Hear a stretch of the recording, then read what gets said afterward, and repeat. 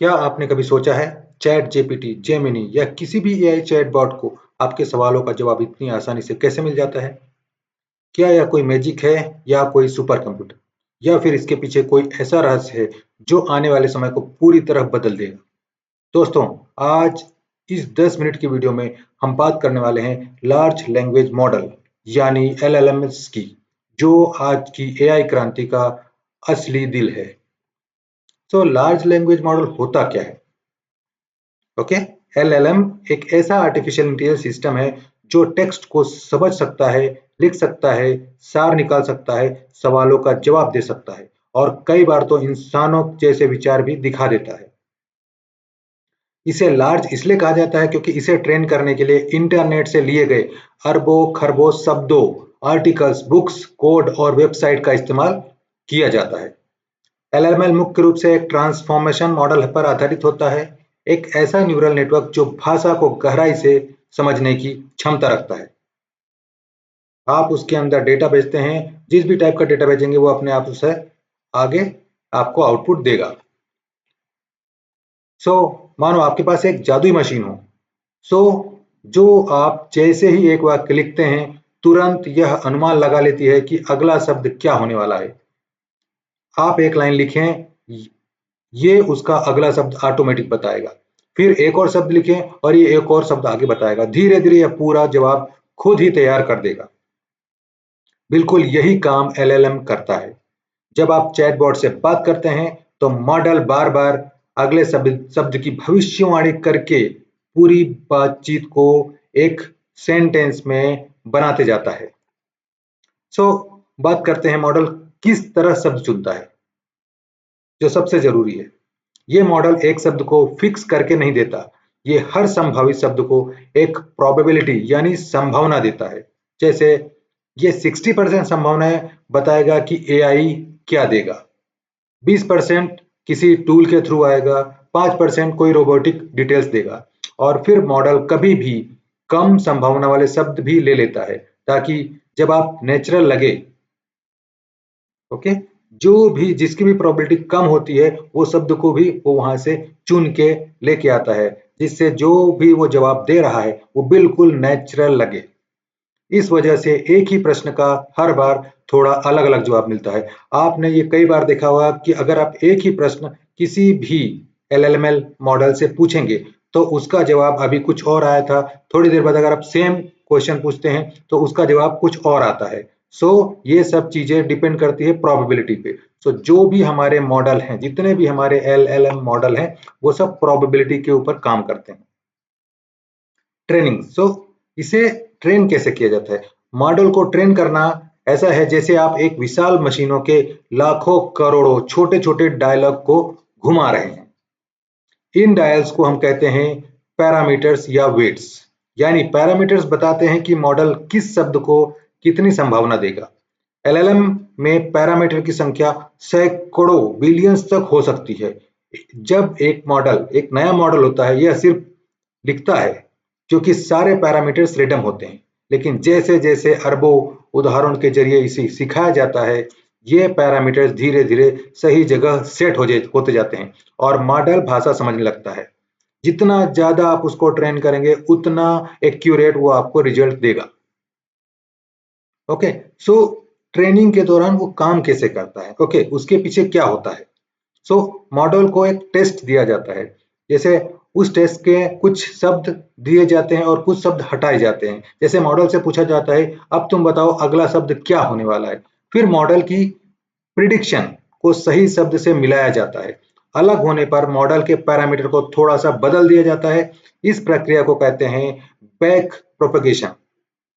इसी को अरबों खरबों बार दोहराया जाता है और मॉडल समझदार बन जाता है। मतलब अगर आप एक ही चीज को कई तरीके से मॉडल को देंगे तो मॉडल उसकी प्रोबेबिलिटी, उसकी क्षमता को आइडेंटिफाई करेगा और जितने ज्यादा आपने डिटेल्स देखी उन सारे शब्दों में से वो डेटा निकालेगा और आपको उसका आउटपुट देगा कि कैसे उसका आउटपुट एक्यूरेट फॉर्मेट में दिया जाता है।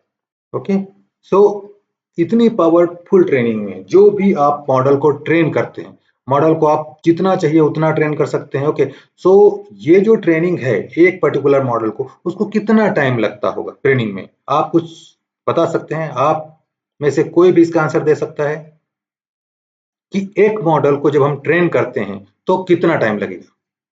कमेंट में जरूर बताइए। अगर किसी को इसके बारे में थोड़ी सी इंफॉर्मेशन है तो जस्ट, अगर कोई इंसान हर सेकंड 1 अरब चीजें गिन सकता है तो भी एक बड़े मॉडल की ट्रेनिंग करने में उसे 10,000 साल लग सकते हैं, उससे ज्यादा भी लग सकते हैं, 1 मिलियन साल, बल्कि 100 मिलियन वर्षों से भी अधिक लग सकते हैं। इसलिए मॉडल जीपीयू पर ट्रेन किए जाते हैं। जीपीयू जो होता है वो हमारे सीपीयू से बेटर होता है। सीपीयू हमारा कंप्यूटर है, जीपीयू जो है वो हमारे मॉडल्स को ट्रेन करने के लिए यूज किया जाता है। तो ऐसे कंप्यूटर चिप्स जो हजारों प्रोसेस एक साथ कर सकते हैं। सीपीयू जो है वो एक ऐसा प्रोसेस चिप है जिसको आप कुछ भी डिटेल्स देंगे वो हजारों चीजों को एक साथ एक बार में प्रोसेस कर देगा। तो जो भी हमारे एलएलएम है, मॉडल्स हैं, वो जीपीयू के ऊपर डिपेंड रहते हैं। जीपीयू जो है जितना ज्यादा ट्रेंड होगा उतना ज्यादा हमारा एक्यूरेट आंसर हमें मिलेगा। नेक्स्ट चीज इसमें रहती है ट्रांसफॉर्मेशन। जैसे ही चीजें दी जाती है जीपीयू को, वो उसको समझता है, क्योंकि जीपीयू के अंदर आप मल्टीपल चीजें आप उसको देते जाएंगे, वो उसको समझेगा और फाइनली उसको समझने के बाद उसको क्या करेगा, ट्रांसफॉर्म करेगा, उसको एक पर्टिकुलर मॉडल में चेंज करेगा। 2017 में गूगल ने ट्रांसफॉर्म मॉडल को दुनिया के सामने रखा था। 2017 में इसने एआई की दुनिया बदल दी। पहले मॉडल एक एक शब्द पढ़ते थे, ट्रांसफॉर्मर पूरा टेक्स्ट एक साथ पढ़ लेता है। जैसे जब हम लोग छोटे थे, जब बच्चे छोटे रहते हैं, वो क्या करते हैं, हम उनको कैसे सिखाते हैं, एक छोटे छोटे शब्द पढ़ के हम उनको सिखाते हैं। उसी तरह से जैसे ही ये ट्रांसफॉर्मेशन आया, ओके, जैसे ही गूगल ने ट्रांसफॉर्म निकाला, वो क्या करता है, वो पूरा पूरा जो एक टेक्स्ट है उसको एक साथ पढ़ लेता है। जैसे जब हम लोग बड़े हो जाते हैं तो हम एक सेंटेंस पूरा एक साथ पढ़ने लगते हैं और हर शब्द को उसके आसपास के शब्दों से जोड़कर समझता है। आपने कोई सेंटेंस बोला, उस सेंटेंस में जो भी शब्द बनते हैं उसके आसपास उसके पास डेटा रहता है बहुत सारा, लार्ज लैंग्वेज मॉडल के पास। तो जो भी आप चीजें मांगते हैं वो उन लार्ज लैंग्वेज मॉडल के डेटा से कलेक्ट करता है डेटा, और उसके आगे वो प्रोसेस करता है। तो इसमें एक सबसे बड़ी चीज है जो तय करता है कि किस शब्द को दूसरे शब्द से कितना मिलाना है। जैसे बैंक का मतलब नदी या किनारा, या बैंक मनी बैंक। ट्रांसफॉर्म पूरे वाक्य के हिसाब से समझ लेता है कि अब बैंक का मतलब क्या है। बैंक में मल्टीपल चीजें हो सकती है। इसमें क्या होता है, प्री ट्रेनिंग सिर्फ पहला चरण है। हम जो मॉडल को क्या करते हैं, प्री ट्रेन करते हैं। आपने सुना होगा जो भी मॉडल है पहले प्री ट्रेन होते हैं, उसके बाद में फिर वो धीरे धीरे रिफाइनमेंट होते हैं। ओके, सो धीरे धीरे री enforcement learning with human feedback जो होता है वो हम लोग उसको देते हैं और फिर वो हमारे पास आता है। हम उसमें और कुछ चीजें पूछते हैं और ह्यूमन जो है, जो हम लोग जो है उसको फीडबैक उसके अंदर देते जाते हैं। इससे इसमें असली इंसान मॉडल के गलत या अनचाहे शब्दों को ठीक करते हैं। एआई फिर उन सुधारों से सीखता है और बेहतर होता जाता है। इस वाक्य का मतलब सिंपल आप क्या समझ पा रहे हैं, हम जो भी चीज देते हैं अगर वो कुछ गलत है, फिर हमने वापस उसको ठीक करके उसको दिया, तो जो मॉडल है, जो हमने डेटा दिया, उससे मॉडल ट्रेंड होता जा रहा है। ओके, यही वजह है कि चैट जीपीटी जैसे एआईज आपके टोन, स्टाइल और सवालों को और प्राकृतिक रूप से समझने लगे हैं। आप जितना ज्यादा उनसे क्वेश्चन पूछोगे वो उतने ज्यादा ट्रेंड होंगे। नेक्स्ट टाइम जब आप क्वेश्चन पूछोगे तो आपके भाषा में आपने क्या क्वेश्चन पूछा था उसको समझ के वो आपको आउटपुट देंगे। तो यहाँ पर सबसे जरूरी चीज आती है कि मॉडल एक ऐसे स्तर पे पहुंच जाता है जहां यह टेक्स्ट को मनुष्य जैसे अंदाज में पढ़, समझ और लिख सकता है। मतलब आप टेक्स्ट देंगे, वो आपको वॉइस बना के देगा। आप उसको वीडियो देंगे, आप उसको इमेज देंगे, वो आपको वीडियो बना के देगा। ऐसे मल्टीपल चीजें यहाँ पर कर सकता है। जो हमारे जितने भी मॉडल्स हैं वो सारे मॉडल्स इसी प्रोसेस पे काम करते हैं। चैट जीपीटी हो गया, डीप सीक हो गया, जेमिनी हो गया, आप जिसको भी डिटेल्स देंगे वो आपको प्रॉपर जिस फॉर्मेट में आपने डेटा मांगा है उस फॉर्मेट में वो आपको डेटा देंगे। जब यह कोई भी जो मॉडल है, एलएलएम मॉडल जो है, ये जब प्रॉम्प्ट लेता है तो इसके अरबों पैरामीटर एक साथ मिलकर एक फ्लुएंट, नेचुरल और कई बार उपयोगी किए हुए जवाब को एक साथ बनाते हैं। जो भी हम क्वेश्चन पूछते हैं, ऑलरेडी बहुत सारे लोगों ने जो भी ये डिफरेंट डिफरेंट क्वेश्चन पूछे हैं, उन सब के जवाबों को कंबाइन करके एक आंसर निकालता है और वो आंसर हमें प्रोवाइड करता है।